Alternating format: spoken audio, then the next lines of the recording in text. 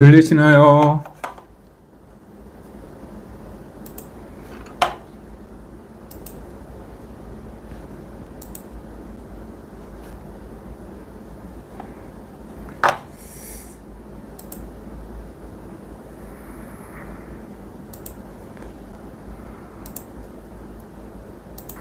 안녕하세요. 들리시나요? 안녕하세요. 들리시나요? 죄송합니다.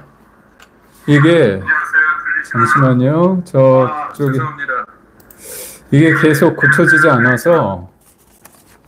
않네요. 그래서 설정이 된 부분에 있어서,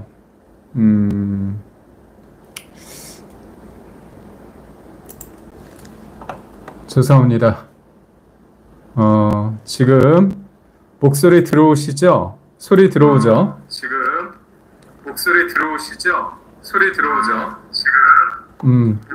이제 이건 끄겠습니다. 네. 기다리신 분들, 제가 아직,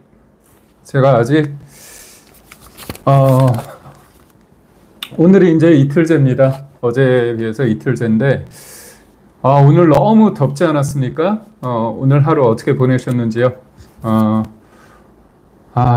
좀 많이 덥기도 하고 후텁지근하기도 하고 그 다음에 또 바람은 잘 불지 않고 좀 답답한 면이 있는데 그래도 오늘 두 번째 시간이죠. 두 번째 시간 여러분과 함께 하나하나 하도록 하겠습니다. 오늘 그 썸네일 제목이 그거였잖아요. 민정수석은 바지. 그리고 어차피 병기남이 실세 이런 표현을 했습니다. 병기남이란 거에 대해서 여러분 좀 궁금하시죠? 병기남이 과연 뭘까요? 병기남. 오늘 보면 이제 봉욱 대검찰청 차장이 사실상 민정수석으로 지명이 됐고요. 민정수석은 뭐 인사청문 대상이 아니기 때문에 큰 문제가 없으면 아마 이재명 대통령이 강행을 할 겁니다. 그럼에도 불구하고 저번 같은 경우는 오광수 전 수석이 문제가 많았기 때문에 차명 대출과 차명 부동산을 가지고 있었죠.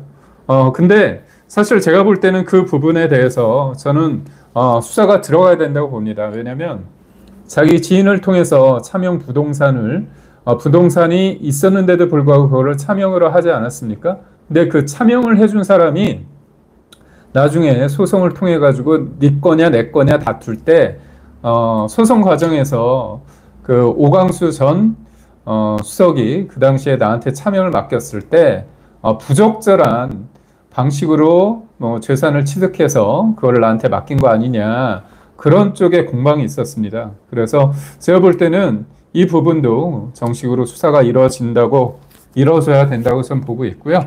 무엇보다도 대통령 오늘 주제에 대해서 좀 말씀을 드리겠습니다. 그러니까 봉욱 전 대검찰청 차장이 민정수석으로 됐죠. 그래서 많은 사람들이 민정수석, 정성호 법무부 장관 후보자와 윤호중 행안부 장관 후보자 이렇게 봉욱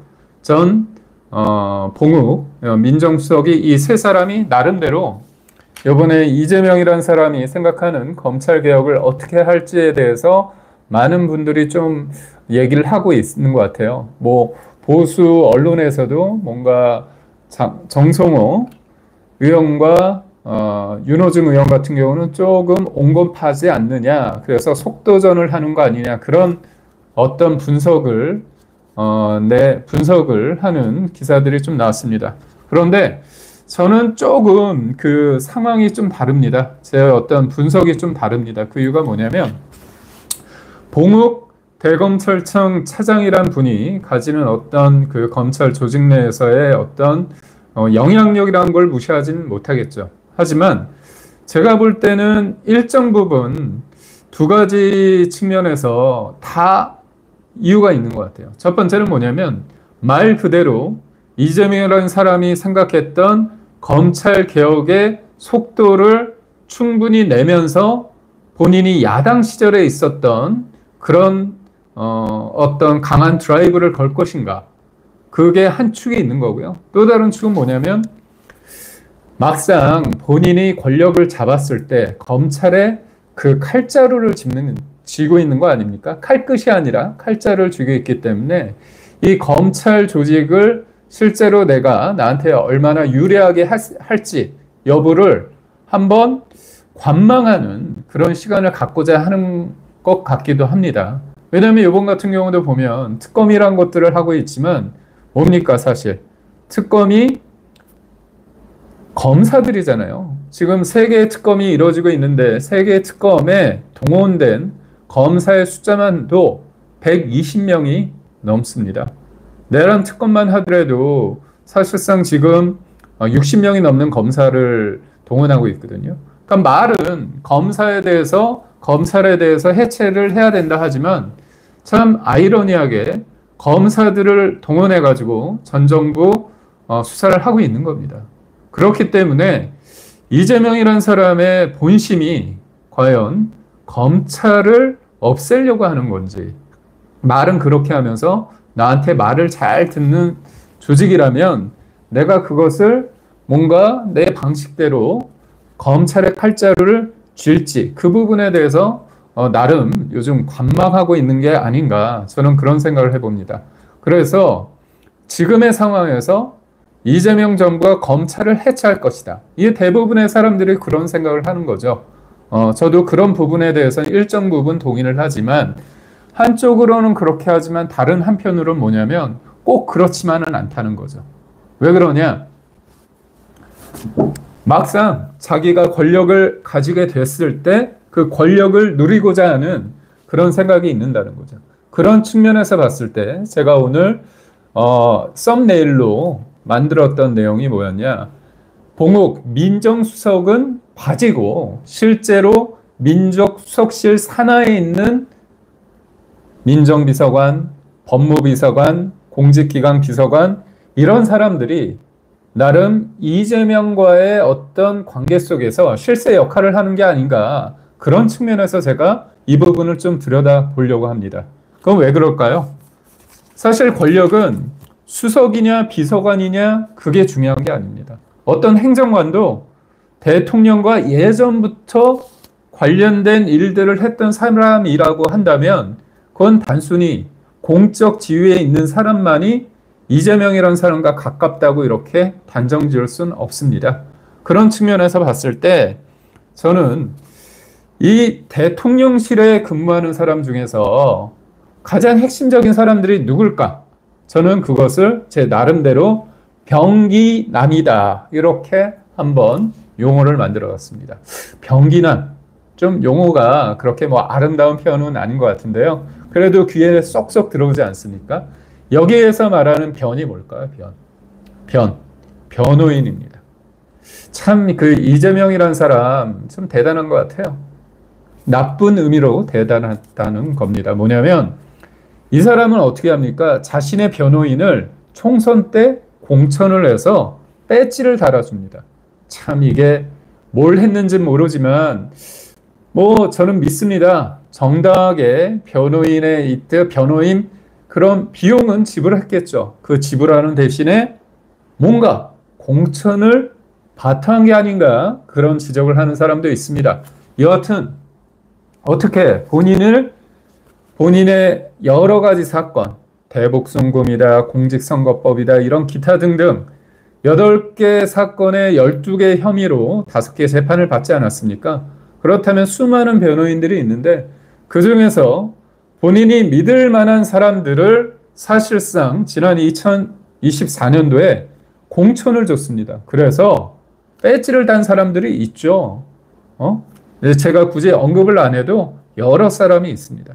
그 사람들, 그래서 이재명이란 사람들이 그런 자신의 변호인들에게 공천을 줘서 배지를 달게 해서 사실상 국회에 진입하게 했습니다. 그래서 그 사람들을 진입하게 했잖아요. 그래서 그런 지적이 있었습니다. 언론에서 사실상 국회라는 곳이 이재명 개인의 일종의 로펌 아니냐, 법률 사무소 아니냐 그런 지적이 있었습니다. 그런 지적이 있었는데 더 재미있는 것은 국민이 뽑아주니까 어떻게 합니까? 아예 대놓고서 본인의 변호인들은 또 대통령실에서 근무를 또 하게 합니다.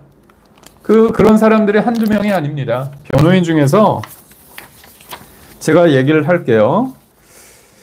경기도 지사 시절에 공직선거법 사건을 변호했던 사람이 있습니다. 이태영 변호사라는 사람, 민정비서관으로 지금 일하고 있습니다. 그리고 또 공직선거법 사건을 또 변호했던 사람이 있는데 전치영 변호사가 있는데 이 사람은 공직기강 비서관으로 일하고 있다고 얘기를 합니다. 그리고 또 우리 쌍방울 대북송금 관련해서 대납 사건을 변호했던 변호인이 있습니다. 그 사람이 이장영 이분인데 이분은 법무비서관을 일을 하고 있다고 합니다. 참 대단하지 않습니까? 본인의 민정수석실에 어떤 사람들이 일하냐. 민정비서관이 있고 그 다음에 또 공직기강 비서관이 있고 또 법무비서관이 있습니다. 공직기강 비서관, 민정비서관, 그리고 또 법무비서관. 이 민정수석실의 밑에 있는 비서관들인데 제가 이게 참 민중수석이 뭐 하는 곳입니까? 여러 고위공직자들을 검증하면서 사정기관들이 잘 돌아가고 있는지 뭔가 컨트롤하고 있는 거 아닙니까? 사정기관. 그런데 또 하나가 뭐냐? 대통령의 친인척 관련해 가지고 문제가 있는지 없는지를 잘 들여다보는 역할도 합니다. 그런데 그런 역할을 해야 될 사람들이 누굽니까?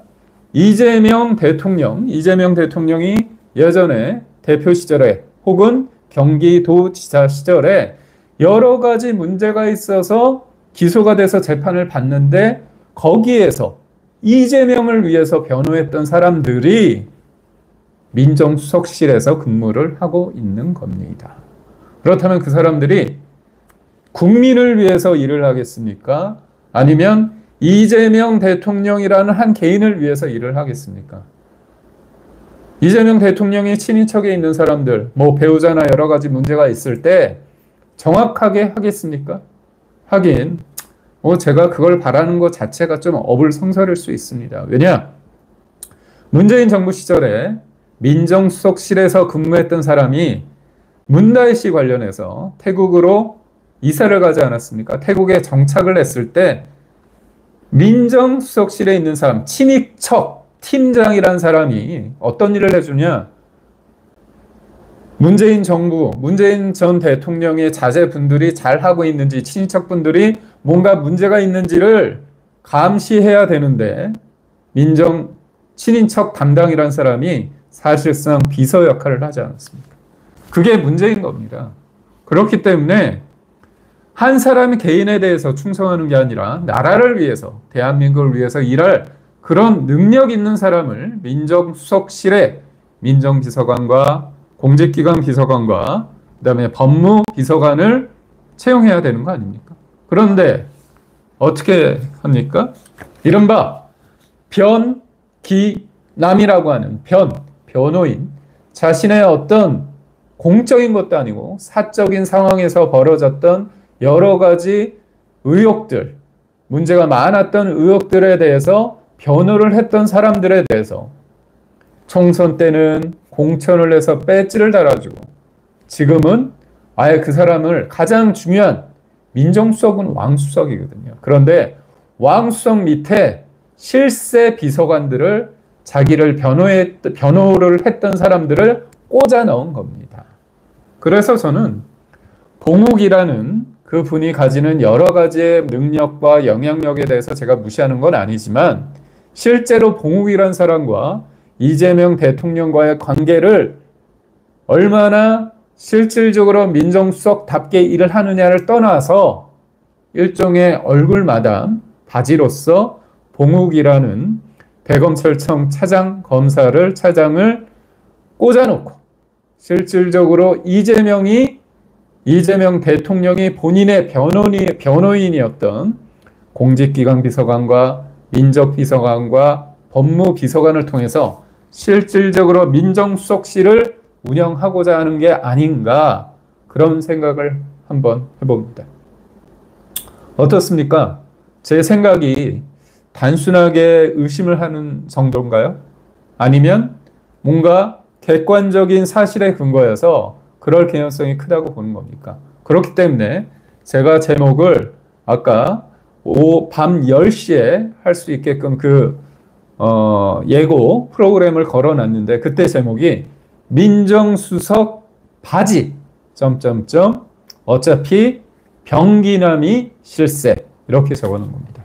그렇다면 병기남 할 때 변은 변호인이라고 했잖아요. 지금 대통령실의 실세가 과연 누구이냐? 뭐 언론에서 제법 언급이 된 분들이 있습니다. 그 사람들이 누구냐? 성남 시절 혹은 경기도지사 시절에 이재명 대통령과 같이 했던 사람들입니다. 이재명이라는 사람이 가지는 인재풀이 넓지 않습니다. 이번에도 보면 대통령이 인선을 하지 않았습니까? 국무위원들, 장관들 인선을 했는데 다 합쳐서 지금까지 17명을 했습니다. 19개 부처 중에서 17개 부처를 했습니다. 그 중에서 국무총리도 김민석 의원을 한 거죠. 그렇다면 17개 국무총리까지 합하면 18명을 했는데 그 중에서 국회의원은 8명이나 됩니다. 그래서 국무총리 뺀 상태에서 17개에서 8명.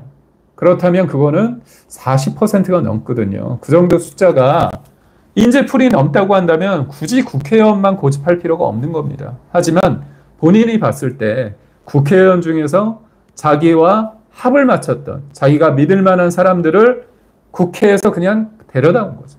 사실상 지금의 대통령실 보면 국무총리 비서실장, 강훈식 비서실장, 그리고 위성락 안보실장, 또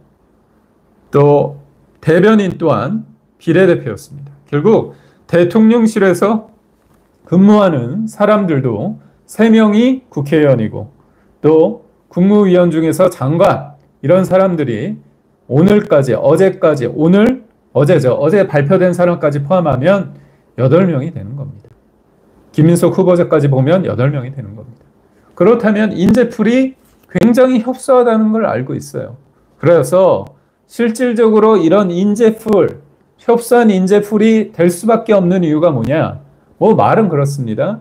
인수위가 없기 때문에 뭔가 시간이 없는 차원에서 소수의 인원들이 일을 하다 보니까 그렇더라.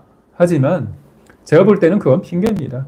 실질적으로 봤을 때 가장 큰 문제는 뭐냐? 가장 큰 문제는 이재명이라는 사람이 사람들을 잘 믿지 못하는 부분이 있고, 두 번째는 이른바 비주류 쪽의 삶을 살아왔기 때문에 주류에 있는 사람들과 어떻게 보면 폭넓은 소통을 이루지 못했다. 그런 면에 있어서 태생적 한계를 가지고 있다고 봅니다. 그렇다면 실세 중에 실세가 병기남이라고 하지 않았습니까? 그러면 변은 변호인이라고 얘기를 했고요. 그렇다면 남, 여기에서 남은 성남의 남입니다. 그렇다면 대통령실에서 근무하는 사람 중에서 경기도 출신과 그 다음에 성남시장 출신이 누가 있는지를 제가 잠깐 설명해 드리겠습니다. 보면 이재명 대통령이란 분이 국회의원도 하지 않았습니까? 근데 지금 언론에서도 그렇고 대통령실에서 실세 중에 실세가 과연 누구냐 했을 때 총무비서관인 김현지 전 보좌관이 실세 중에 실세라고 합니다. 이 사람이 총무비서관 역할을 하거든요. 총무비서관은 뭐냐면 대통령실에 여러 가지 대통령실 살림살이의 행정 전반을 담당을 하는데 직급은 1급입니다. 하지만 그 이상의 여러 가지 역할을 한다는 거죠. 그래서 실질적으로 지금 국무위원과 대통령실 사람들의 어떤 인선 라인업을 누가 하느냐? 민정비서관과 공직비서관, 공직기강 비서관, 인사비서관, 그리고 총무비서관 이런 분들이 한다. 이런 얘기를 합니다. 그러면 성남파에는 누가 있었느냐? 김낙중 이분이 있었는데 이분은 성남시청에서 정책비서를 했었고 그 다음에 이재명 의원일 때 보좌관을 했습니다. 그리고 인사비서관이라고 불리는 김용채 인사비서관이 있는데 이분은 경기도 정책비서관 역할을 했습니다. 그리고 부속실장도 되게 중요하지 않습니까? 부속실장이 대통령의 일거수일투족 모든 것들을 하는 겁니다. 그래서 가장 믿을 수 있는 사람과 그런 사람들을 총무비서관이나 아니면 부속실장을 시키는데 김남준 부속실장이 성남시에서 대변인을 했었고요. 당대표 정무조정부실장을 했습니다. 결국 김낙중, 김용채, 김남중, 그리고 김현지 이런 비서관들이 실세 중에 실세다. 그렇습니다. 그렇게 볼 수 있습니다. 그래서 제가 오늘 첫 번째 아이템으로 다뤘던 게 그겁니다. 그 봉욱이라는 사람을 얼굴마담으로 해놓은 상태에서 실질적으로 민정수석실을 어떻게 이재명이라는 사람이 그립감을 갖고 컨트롤 하느냐, 본인의 치부라고 할 수 있지 않습니까? 본인의 여러 가지 개인사, 여러 가지의 어떤 변호를 맡았던 사람들이 이재명 대통령의 여러 가지 어떤 명암 중에서 암을 좀 많이 알지 않겠습니까? 그렇기 때문에 이재명 입장에서는 이 사람들을 잘해줘야 돼요. 내치지 못합니다. 그런 사람들이 민정수석은 봉욱이지만 민정비서관, 공직기관비서관, 법무비서관, 법률비서관 그런 사람들의 요직을 법무비서관입니다. 법무비서관 그런 어떤 요직에 들어갈 수밖에 없었고 그래서 변이라고 했고 남은 기는 경기도에서 근무했던 사람들 그리고 남은 성남에서 일했던 사람들이 핵심이다. 그런 얘기를 해드리고 싶습니다. 그리고 이거는 좀 번외로 좀 말씀을 드리자면 이재명이라는 사람이 성남시장을 하지 않았습니까? 성남시장을 하고 이 사람이 처음에 성남시장을 할 때 조직이 굉장히 적었습니다. 조직이 크지 않았어요. 그래서 어떤 사람들과 죄송합니다. 제가 물 한 모금만 마실게요.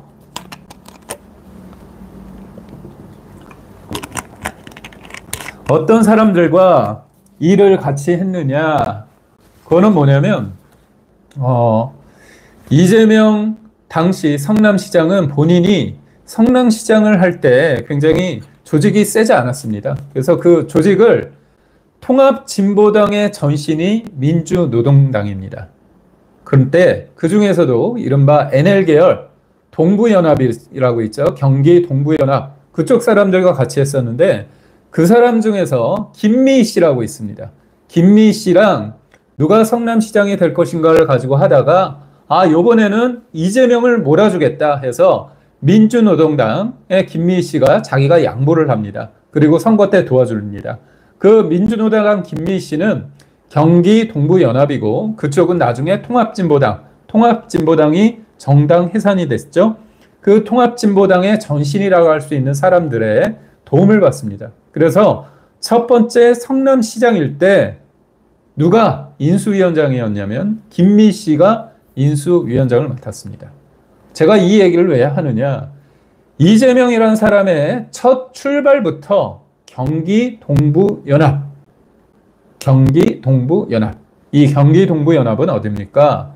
통합진보당의 핵심 중에 핵심인 사람들이 이재명 당시 성남시장 첫 번째 시장이 될 때부터 짝짝꿍 했다는 겁니다. 같이 했다는 겁니다. 이건 굉장히 중요합니다. 왜냐? 2010년도에 이재명이 성남시장이 된 다음에 그 당시에 인수위원장이 김미희 씨고 김미희 씨는 2012년도인가요? 그때 성남중원구에 자기가 국회의원에 출마합니다. 그때 민주당은 아예 후보를 내지 않아요. 사실상 이재명이 성남시장을 하고 그쪽에 성남중원에 났던 김미희 씨는 민주당 후보가 없는 상태에서 그때는 민주노동당인지 제가 통합진보당인지 헷갈리는데 그 타이틀로 배지를 답니다. 그리고 더 웃긴 건 뭐냐? 2012년도와 그때 이후에 이른바 민주당은 민주노동당과 거국적으로 연대를 해서 대거 제가 알기로는 한 10명, 정확한 명수는 제가 생각이 안 나는데, 적지 않은 수의 민주노동당 사람들이 국회에 진입을 합니다. 그렇다면 벌써 제가 언급된 것처럼 민주노동당이 그 뒤에 통합진보당이 되거든요. 그러니까 사실상 경기 동부연합의 주류는 같은 겁니다. 그러니까 이재명이라는 사람은 본인이 성남시장일 때, 그리고 그 이후에 또 민주노동당, 통합진보당과 관계 맺음을 하는 거잖아요. 근데 또 어떤 일이 있었느냐? 2023년도인가요? 전주에서 보궐선거가 있는데 그때 이재명이 당대표였습니다. 근데 그때 민주당 의원의 사람들이 아니라, 민주당 공천을 받은 사람이 아니라 통합진보당의 후신이라고 할 수 있는 진보당 강창희인가요? 제가 기억을 하기로는 그 사람만이 나오도록 사실상 공천을 안 합니다. 심지어 민주당 사람이 공천을 못 받으니까 내가 나중에 무소속으로 나와서 된 다음에 내가 민주당에 입당하겠다 하니까 절대 입당시키지 않는다고 얘기하면서 통합진보당 그 사람이 배지를 달게 도와주는 겁니다. 그리고 다 아시죠? 요번에 2024년도에 총선에 있을 때 진보당, 통합진보당의 후신인 통진당 사람들이, 그 사람들이 어떻게 합니까? 나올 수 있게끔 하는 거죠. 그래서 준연동형 비례대표제를 통해서 3명이 국회에 입성하도록 도와줍니다. 그 중에 한 명은 지역 국회의원입니다. 비례대표가 아니라 준연동형 비례대표제를 통해서 포함된 게 아니라 그 사람은 사실상 어떻게 들어옵니까? 울산 북구에서 지역구에서 공천을 받아서 됩니다. 근데 더 재밌는 건 그 전에 현역 의원은 민주당 이상원 의원이었습니다. 이상원 의원을 공천을 주지 않고 아예 통합진보당의 후신이라 할 수 있는 진보당 사람들 공천을 받았는데 그 사람이 민주당 후보가 없으니까 이른바 진보 계열에서는 단일화가 된 거잖아요. 단일화를 어떻게 했느냐? 민주당에 있는 후보를 현직 국회의원을 공천을 주지 않아서 그런 방식으로 통합진보당의 후신인 진보당 사람들을 들어오게, 국회에 입성하게 됩니다. 입성하게 만드는 겁니다. 그리고 요번에 탄핵 국면에서, 그리고 요번에 대선 국면에서 통합진보당의 후신인 진보당과 함께 원탁회의를 꾸리고요. 그리고 진보당에서는 후보자를 내지 않으면서 이재명을 대통령을 만드는데 일조를 하게 됩니다. 제가 이런 얘기를 쭉 하는 이유가 뭐냐면, 제가 지금의 이재명이라는 사람이 자꾸 자기가 중도 보수다 그런 얘기를 선거 내내 했지만 본질은 그게 아닙니다. 이 사람은 이석기의 통합진보당의 길을 가고 있는 겁니다. 지금은 그렇죠. 지금은 굉장히 유연한 척, 그리고 중도적인 척, 여러 가지를 합니다. 그렇지만 죄송합니다. 그렇지만 바꿀 수 없는 이유가 있습니다. 통합진보당의 핵심이 뭐라고 했죠, 제가? 핵심이 뭐라고 했냐면 경기 동부연합입니다. 그렇다면 지금 민주노총 위원장이 경기 동부연합 출신입니다. 그리고 후보 시절에 대선 때 얼마나 얘기를 했습니까? 반도체 특별법 해줄 것처럼 해줬잖아요. 일을 몰아서 하는데 이거 왜 몰아서 못하느냐 이런 얘기 들었을 때 내가 참 할 말이 없더라 그런 얘기를 하지 않았습니까? 그런데 그래서 반도체 관계자들 만나서 다 해줄 것처럼 하다가 민주노총 만나니까 입 싹 닫고 못 해주겠다는 거 아닙니까? 그렇게 광을 팔다가 싹 입을 닫는 겁니다. 그래서 제가 민주당의 아버지는 이재명인데 이재명의 아버지는 누구냐? 민주노총이다. 이런 얘기를 했잖아요. 그런데 요번에 고용노동부 장관 어떤 사람 뽑았습니까? 민주노총 위원장 출신을 뽑았습니다. 그리고 이분이 언론에 대고 뭐라고 얘기했습니까? 노란봉투법, 4.5일제 이거 관련해서 시대적인 어떤 선택의 문제가 아니다. 이런 얘기를 합니다. 가르마, 일정 부분 그냥 본인들이 볼 때는 이렇게 가겠다는 겁니다. 그런 측면에서 이재명이라는 사람이 항상 기업이 성장해야 나라가 발전한다고 얘기를 하지만 이렇게 기업의 발목을 잡는 노란봉투법, 중대재해처벌법, 상법 개정안, 그리고 또 우리의 어떤 재정을 축내는 양곡관리법, 이런 부분에 대해서 사실상 이런 것들을 관철시킨다는 겁니다. 물론 중대재해처벌법은 예전에 통과가 됐죠. 근데 중대재해처벌법이 뭡니까? 산재가 났을 때, 큰 재해가 났을 때 이른바 CEO들에 대해서 기업 경영인에 대해서 책임을 강하게 묻겠다는 겁니다. 그런데 그렇게 법이 통과됐을 때 인명사고가 줄었습니까? 산업재해는 재해를 막기 위해서 예방적 차원에서 힘을 쓰면 되는데 중대재해처벌법이라는 것은 뭐냐?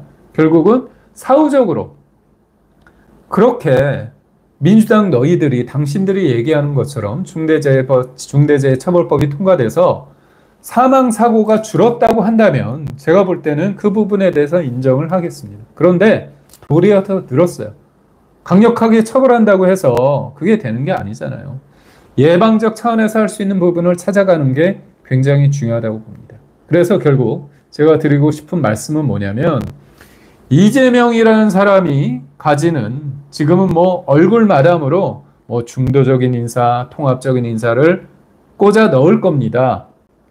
봉욱 대검 차장도 민정수석이라는 자리에 그런 의미에 검찰을 잘 알면서 한편으로는 검찰 조직을 추스르는 듯 하지만 본질적인 것은 자신의 변호인을 맡았던 민정비서관, 공직기강 비서관, 그리고 법무비서관들, 본인들의 말 잘 듣는 사람들을 다 거기에 꽂아놓고 봉욱이란 사람은 들러리 세우는 거 아닌가 그런 생각을 하고, 그리고 본질적인 건 중도적인 거 여러 가지 얘기를 하지만 결국 대통령실은 경기도와 성남 그리고 변호인 이런 사람들, 병기남 사람들을 꽂아놓고 있고, 또 하나는 자기는 중도 보수라고 얘기를 하지만 그거는 말장난일 뿐 실질적인 건 통합진보당의 길을 갈 수밖에 없다. 왜냐?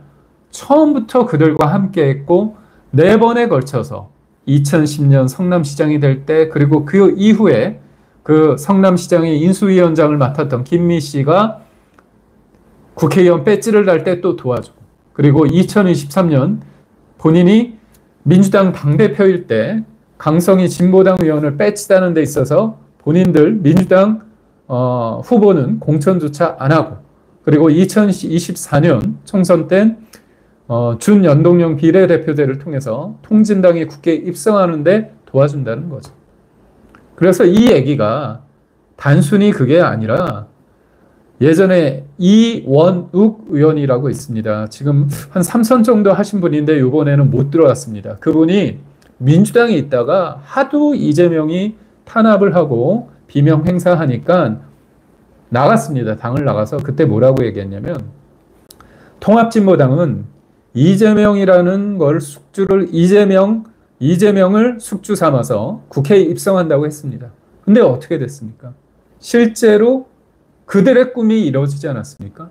그런데 이런 비판과 지적을 언론에서도 수없이 했습니다. 물론 여러분들 중에서는 모르시는 분들도 많겠지만 저도 여러 차례에 걸쳐서 이 문제를 제기했는데, 그럼에도 불구하고 이재명이라는 사람은 요지부동입니다. 특별히 이 부분에 대해서 언급을 안 합니다. 그럼 왜 그럴까요?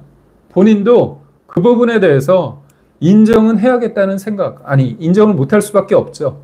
인정을 할 수밖에 없죠. 왜냐? 다 그거는 기록에 있거든요. 그런 기록에 있는 것을 자기가 아니라고 얘기할 수가 없는 겁니다. 이런 모든 것들은 다 기록에 있다고 봐요. 알겠습니다. 그래서 첫 번째 주제로 이른바 봉욱 민정수석, 이 사람이 실질적인 어떤 역할을 할 사람인지 아니면 바지인지, 그렇다면 바지라고 한다면 이 민정수석, 이재명과 실제로 소통하면서 민정수석, 말은 왕수석이거든요. 진짜 권한이 많습니다. 이 민정수석을 실질적으로 아래에서 뒤흔드는 사람은 누굴까? 그 사람들이 이른바 변기남, 특히 변호인 출신의 민정비서관, 그 다음에 공직기강 비서관, 그리고 법무비서관, 이런 사람들일 거다. 그래서 제가 이 부분에 있어서는 앞으로 여러분들이 주의 깊게 이 부분을 잘 살펴보셔야 됩니다. 왜냐? 이 사람들이 제가 볼 때는 나중에 뉴스에 많이 오르락 내리락 할 수 있습니다. 그럼 왜 그러냐? 권력의 본질이 그렇습니다. 권력이 어떻게 됩니까? 변제받지 않으면 부패합니다. 절대 권력은 부패합니다. 근데 이재명의 민주당 그리고 이재명의 대통령실 이렇게 얘기할 거예요. 예전에 이재명의 민주당 하면 야 어떻게 민주당이 이재명 거니 이렇게 비판을 받을 수도 있는데도 민주당 사람들은 그거에 대한 문제의식을 아는지 모르는지 모르지만 이재명의 민주당에 대해서 크게 화내지도 않아요. 민주당의 이재명 이거는 뭐 이해를 할 수 있지만 이재명의 민주당 하면 민주당이 이재명 것처럼 되잖아요. 그렇다면 이 사람들은 이재명의 대한민국을 지금 만들고 있는 겁니다.